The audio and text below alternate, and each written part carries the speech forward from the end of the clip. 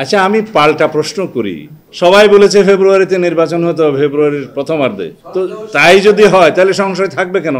বিএনপিকে জুলাই গণ অভ্যুত্থানের বিপরীতে দাঁড় করানোর যে কোনো অপচেষ্টা আমার মনে হয় সফল হবে না। এই জুলাই জাতীয় সনদ বাস্তবায়ন সংক্রান্ত যে কোনো প্রক্রিয়া, সংবিধান সংশোধিত হওয়ার পরেও আবারও গণভোটে যেতে হবে জনগণের সম্মতির জন্য, আর্টিকেল 142 অনুসারে। এটা অন্যভাবে আমার মনে হয় পরে কথা বলা যাবে, কারণ বিষয়গুলো তদন্তাধীন আছে। সরকারও সম্ভবত একটা তদন্ত টিম করেছে, তাদের ফাইন্ডিংস কি আসে দেখা যাক। তবে আমার মনে হয় কিছু কিছু ঘটনা একই সূত্রে গাথা, যে দেশে একটা অস্থিরতা সৃষ্টি করার জন্য হয়তো বা এগুলো করে থাকতে পারে কোনো কোনো গোষ্ঠী, তার সাথে হয়তো পতিত ফেসিবাদের দোসররা এবং পতিত ফেসিবাদ জড়িত থাকতে পারে। তবে সেটা তদন্ত করার আগে বলা যাবে না। জুলাই ছাত্র গণ অভ্যুত্থানে এই পর্যন্ত আমাদের যে পরিসংখ্যান বেরিয়েছে 422 জন। আমরা ছবি সহকারে আমাদের নেতাকর্মীদের তালিকা প্রকাশ করেছি। এই সংখ্যা আরও বেশি হবে যারা জুলাই ছাত্র গণ অভ্যুত্থানে নিজেদের প্রাণ বিসর্জন করেছেন, শহীদ হয়েছেন। দীর্ঘ 16 বছরের ফেসিবাদ বিরোধী গণতান্ত্রিক আন্দোলনে বাংলাদেশ জাতীয়তাবাদী দলের যে ভূমিকা, যে সংগ্রাম, যে ত্যাগ করেছে, সেই রক্তের সিঁড়ি বেয়েই জুলাই গণ অভ্যুত্থান সংগঠিত হয়েছে। এখানে শুধু বিএনপি নয়, বাংলাদেশের ফেসিবাদ বিরোধী গণতান্ত্রিক রাজনৈতিক দলগুলোর অবিরাম সংগ্রাম, আত্মত্যাগ, রক্তদানের মধ্য দিয়েই কন্টিনিউয়াসলি সেই রক্তের সোপানগুলো তৈরি হয়েছে।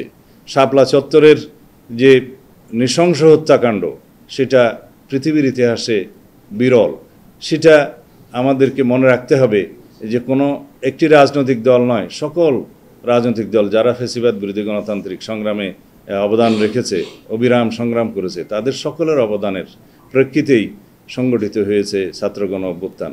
মাত্র 36 দিনের মধ্যে যদি আমরা মনে করি যে একটা ফেসিবাদী শক্তি বা ফেসিস্ট শাসকদের পতন হয়েছে, সেটা সঠিক নয়। এটা হচ্ছে পরিণতি, যে 16 বছরের ধারাবাহিক আন্দোলন সংগ্রামের ফসল। তো সুতরাং বিএনপিকে জুলাই গণ অভ্যুত্থানের বিপরীতে দাঁড় করানোর যে কোনো অপচেষ্টা আমার মনে হয় সফল হবে না।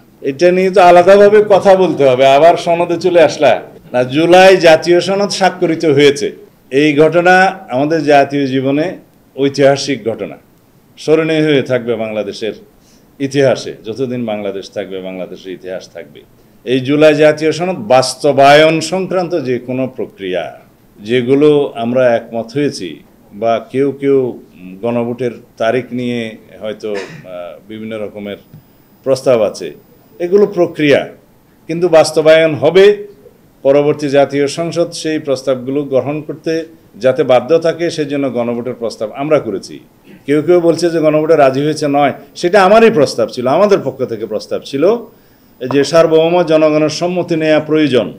যেহেতু এখানে সংবিধানের কিছু মৌলিক কাঠামো পরিবর্তন সংক্রান্ত প্রস্তাব আছে, সেই বিষয়ে জাতীয় সংসদে সংবিধান সংশোধিত হওয়ার পরেও আবারও গণভোটে যেতে হবে জনগণের সম্মতির জন্য, আর্টিকেল 142 অনুসারে।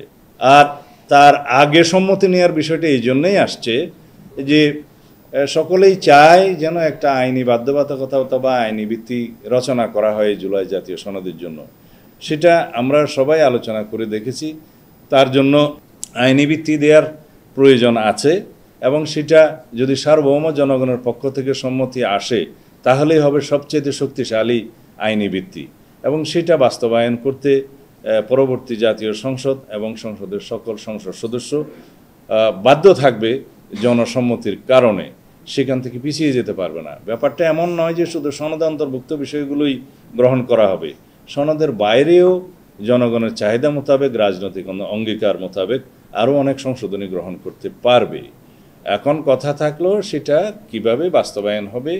গণভোট অনুষ্ঠিত হবে এবং সেই গণভোটের জন্য তার আগে একটি সরকার প্রজ্ঞাপনের মাধ্যমে সনদটাকে প্রকাশ করবে, গেজেটের মাধ্যমে প্রকাশ করবে, সেখানে এই কথাগুলো ব্যক্ত থাকবে।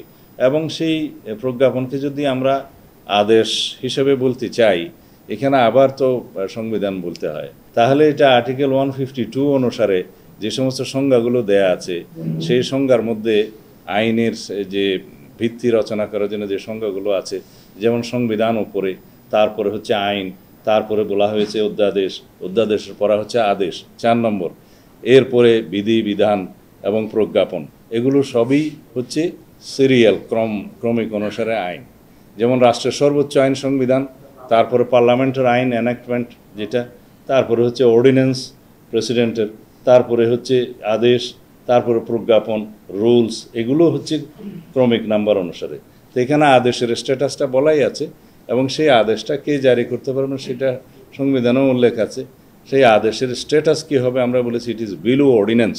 সেদিন আমার বক্তব্যে বলেছিলাম ঐকমত্য কমিশনে, সেটা করতে পারে, তবে তাৎক্ষণিকভাবে প্রয়োগের ক্ষেত্রে যেই অসাংবিধানিকতা সেটাকে আমরা পরিহার করতে পেরেছি কারো কারো যে প্রস্তাব ছিল কোনো কোনো দলের। কারণ তাৎক্ষণিকভাবে সংবিধানকে অ্যামেন্ডেড হয়েছে বলে কার্যকর করা যায় না, সেই কোনো আদেশ এটা সংবিধান সম্মত নয়, জুডিশিয়ারি সেটা মানবে না। সেখান থেকে যারা প্রস্তাব করেছিল তারা নিজেরাই সরে এসছে বুঝে শুনে, তা আমরা তাদেরকে ধন্যবাদ জানিয়েছি। তা এখন দেখা যাক সরকারের কাছে জাতীয় ঐকমত্য কমিশন কীভাবে সুপারিশটা দেয়, সেই বিষয়ে মাননীয় প্রধান উপদেষ্টা আরও আলাপ আলোচনার কথা বলেছেন। আমরা সবসময় আলাপ আলোচনাতে বিশ্বাস করি এবং নিয়মতান্ত্রিক পদ্ধতিতে রাষ্ট্র পরিচালিত হোক সেটাতে আমরা বিশ্বাস করি এবং আশা করি সেভাবে আমরা যাব। আচ্ছা, আমি পাল্টা প্রশ্ন করি, এখন পর্যন্ত কোনো রাজনৈতিক দল কি বলেছে ফেব্রুয়ারিতে নির্বাচন চায় না? জানা থাকলে বলুন। সবাই বলেছে ফেব্রুয়ারিতে নির্বাচন হতে হবে, ফেব্রুয়ারির প্রথমার্ধে। তো তাই যদি হয় তাহলে সংশয় থাকবে কেন? গণতান্ত্রিক চর্চা, এই গণতান্ত্রিক চর্চার জন্যই তো আমরা জীবন দিয়েছি। রাজপথে বিভিন্ন দাবি দেওয়া নিয়ে কথা বলবে, জনমত তৈরি করার চেষ্টা করবে এবং গণতান্ত্রিক পদ্ধতিতে তারা আন্দোলন করবে, সংগ্রাম করবে, এই দাবির জন্য তো আমরা জীবন দিয়েছি। সেটা চর্চা থাকবে, আলাপ থাকবে।